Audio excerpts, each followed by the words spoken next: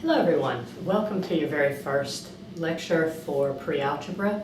Now I happen to be using the Pre-Algebra for Christian Schools as my text for this. It's by Bob Jones University Press. If you want to go ahead and follow along with me for that, that's the section numbers that I'll be keyed with, but you can really use this for any Pre-Algebra class. It's just very basically the same material.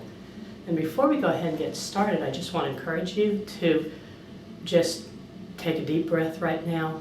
Our tendency is to think, oh no, it's algebra and it's going to be so very, very hard. And we really tend to psych ourselves out of things. It's just a bunch of manipulation that we're going to be doing with some numbers. We're going to add, we're going to subtract, we're going to multiply, divide. We're just going to add some little bit of new stuff into it that you haven't done before. But we're going to go step by step. Really a whole lot of what pre-algebra is just learning the vocabulary. Now you would think, oh yay, I've got a math class, at least I don't have to do vocabulary. Well, not so much. You do have to do the vocabulary in your pre-algebra classes, just like with algebra or calculus or geometry or anything else. Because if you don't understand what we're talking about, then you're not going to be able to do your work. But it's really just going to be just another step. It's just that now that you can go home and impress your friends and family and the kids down the block and say, I am doing pre-algebra. I'm pretty cool. And you'll find out that it's not too bad at all. Something that I like to do is I start off with a truly lame joke. If you've had me before or you've seen me, you know that the louder the groan, the more successful I am. So this one I think is pretty bad. This is an old book. I remember this type of book way back in the dark ages when I was a kid. The question, the one monkey asks to the other, what is gray, has big ears, a long trunk, and it weighs only 3 pounds? A very, very, very, very thin elephant. So there's your lame joke for the day. We are in section 1.1, our very first lesson, and it's called Evaluating Expressions. We have 2 words there we're talking about. First, we're talking about expression, and then we're talking about evaluating. And nothing hard here, but you think, okay, what's a numerical expression? What's an algebraic expression? What does it mean to evaluate it? Well, a numerical expression is simply a combination of mathematical terms that names a number. And you're thinking, okay, a combination of mathematical terms that names a number still doesn't make much sense to me, Miss Betsy. Well, this is an example of a numerical expression. A mathematical term is numbers. It's signs that indicate operations, addition, subtraction, multiplication, division. This right here says 16 plus 2. It's an expression instead of an equation because it doesn't have an equal sign. But don't worry about that for right now. All a numerical expression is, it's going to be connecting together numbers. Add, subtract, multiply, divide, something like this.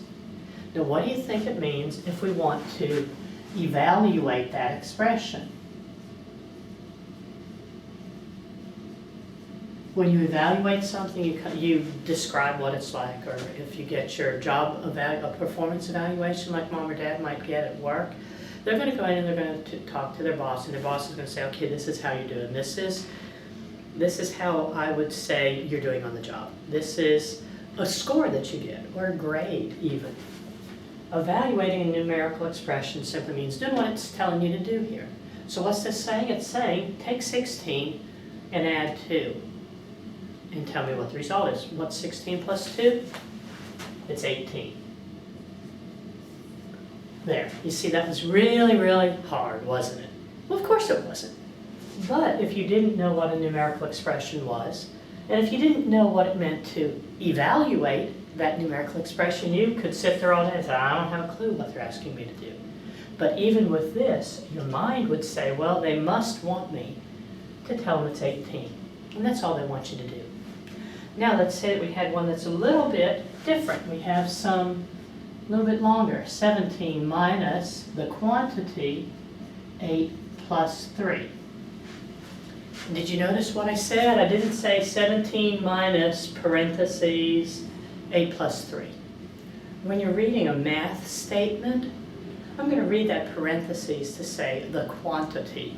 So this is going to be 17 minus the quantity 8 plus 3. Now, do you remember from your other classes when we talked about order of operations? You might have learned a silly rhyme that said, "Pretty please, my dear Aunt Sally." Okay, or PEMDAS. Let me write this here. PEMDAS.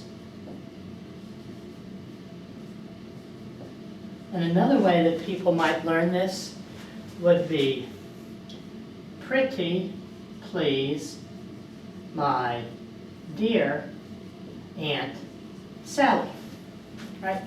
And you notice looking at these, that it's pretty much the same. We've got a P, we've got an M, and a D, and an A, and an S. It's all the same here except for this second letter. Well, as it turns out, these two descriptive groups of letters here really do mean the same thing. This says parentheses, exponents, multiplication, division, addition, and subtraction. Here it reads parentheses, powers, multiplication, division, addition, or subtraction. So what we have meaning the same thing is that exponents and powers are the same thing. And that just meant, I'm going to go ahead and erase this for a minute here. That just meant, like when you're talking about square roots maybe, you probably learned that 2 times 2 was equal to 4. Anybody not know that? Okay, 2 times 2 is equal to 4. And you also might have learned that you could write that as 2 squared is equal to 4. This is also read 2 to the second power. So this little 2 up here to the right, that's an exponent, and it's also the second power of 2. But all this means is says take 2 and use it as a factor twice. 2 times 2 is 4. Now, exponents, powers, they're just the same thing. So what we have with this order of operations that you probably spent weeks and weeks and weeks learning at some time, this tells you what order you do things in first. First you do parentheses and powers, then you do multiplication or division, then you do addition or subtraction in order from left to right. So this right here, parentheses and powers first, multiplication and division second, addition and subtraction third. This is the order in which you would evaluate this numerical expression. So what do we have? Well, we have subtraction, which is down here. We have addition, but we have a set of parentheses. And parentheses are something we call symbols of inclusion, and we'll talk about that more later. But parentheses are way at the top. It says if something's inside the parentheses, you want to go ahead and do that first. So what does that mean for this problem? Very simply, it means we're going to do what's inside the parentheses first. But when you read a book, you read from left to right. Well, when you do arithmetic or algebra, you work from left to right also. You don't want to just start right over here and write 11. You're going to start rewriting this numerical expression from the left-hand side. So we have 17. Oh, and I should refer to this. See, I have this little slash through my 7. I just do that. I slash my 7s, and then I also slash my z's. This is a z right here. This is a 2. They look sort of the same, don't they? So if I'm going to make a z, I'm going to put a slash through it. So you'll know that if there's not a slash, it's my 2. If there is a slash, it's my z. And I just draw that little slash through the 7s. That's sort of a math person type thing. 17 minus, we have a set of parentheses, so we want to evaluate or do what it tells us to do inside those parentheses. 8 plus 2, well, 8 plus 3 is 11, so it becomes 17 minus 11. I've written 17 minus the quantity 8 plus 3 becomes 17 minus 11. The next step down here, what is 17 minus 11? 17 minus 11 is 6. And if you have difficulty still with adding and subtracting, or with your multiplication tables, or with division, that is something that you need to go back and find something that you work at a lot online, or get flashcards, or have mom and dad drill you, or a big sister, or big brother. You've got to get that, because if you don't have your math facts, addition, subtraction, multiplication, and division, your job's a lot harder than it needs to be. So, numerical expression, just a bunch of numbers stringed together with addition, subtraction, multiplication, division, and come up with a value for that. Now, what is it that makes algebra different from just arithmetic? Well, when we have algebra, we add something that we don't know exactly what it is, or its value could change. Now let's say that you've got 2 coins, and they're American coins, and they're just the ones that we use regularly, like a nickel, a dime, a penny, and a quarter. We're not going to use the dollar coins, we're not going to use the 50-cent coins. You have 2 coins. One of the coins is a quarter. What could the other coin be? Well, it could be a penny, or it could be a nickel, couldn't it? Or it could be a dime, or it could be a quarter, if I could write a 5 instead of a 2. Or it could be a quarter. So if you have 2 commonly used US coins in your hand, what's the total value of those coins? 25 plus 1. It could be 26 cents. It could be 30 cents. It could be 35 cents. Or it could be 50 cents. So in an algebraic expression, see how this changes? It could be any one of 4 different values. An algebraic expression adds a letter in there in place of a number. This right here would be written 25 plus x. It's an algebraic expression, includes a letter, and that's an x. My 4 is going to be different than that, and I'm not going to do an x like that. I'm going to write an x, okay?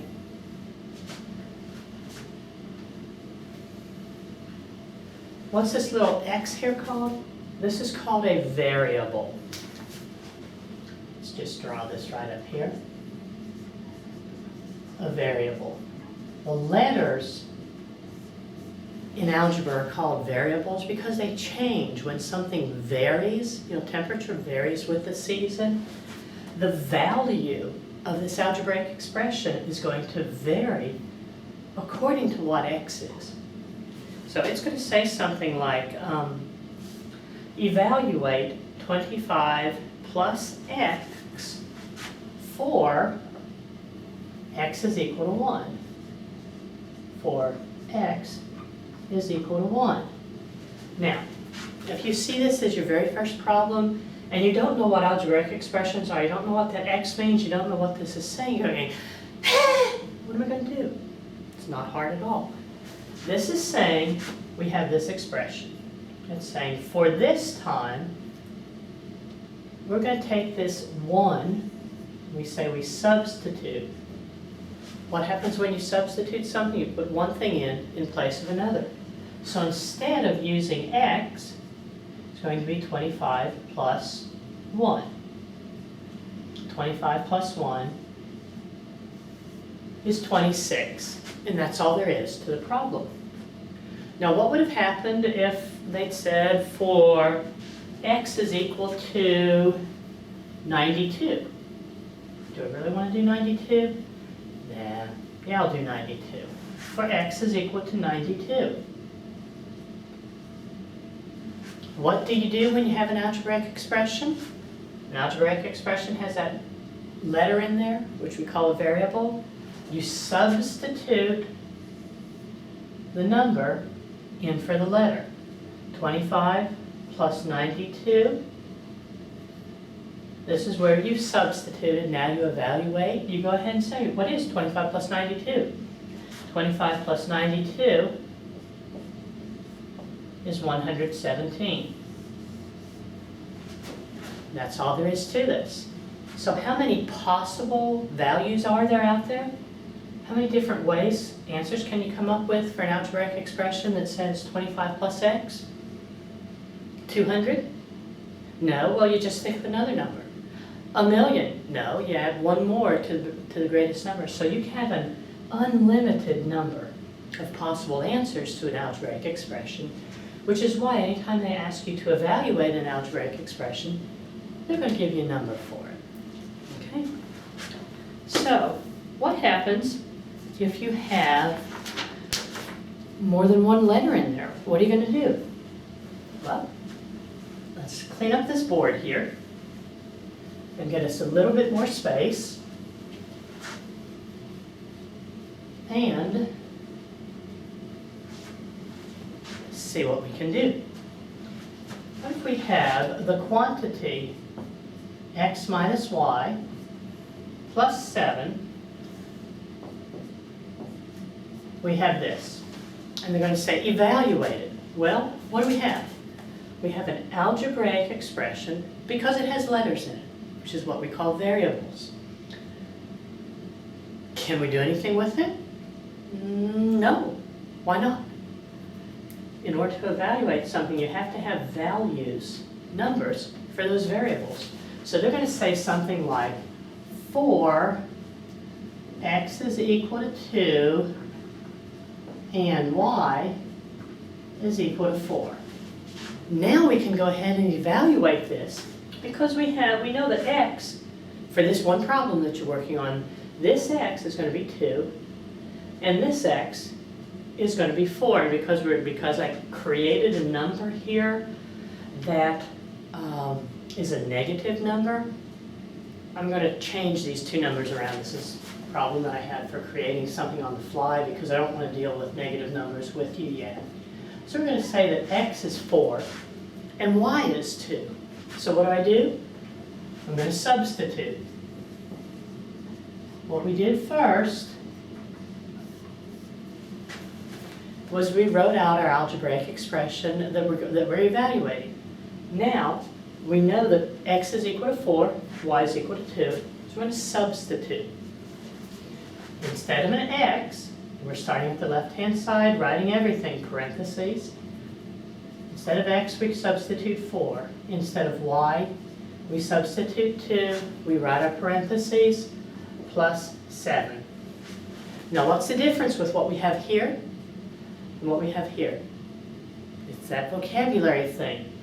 This is an algebraic expression because it has letters in there, unknown areas, right? That the value of this expression is going to change according to what x is and what y is. What do we have here now? It's a numerical expression because it's only numbers.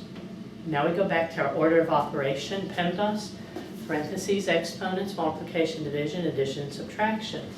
We have parentheses. 4 minus 2 is 2, plus 7, 2 plus 7 is 9, and that's our solution.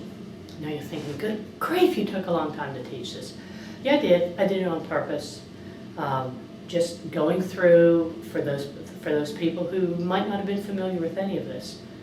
All you're really learning, I could have taught in 30 seconds. We have an algebraic expression that contains variables, which are letters. We have a numerical expression that only has numbers in it, does not include an equal sign. And when you evaluate, you come up with a number, a single number, that represents all of these operations. That's all section 1.1 is, and we'll see you next time.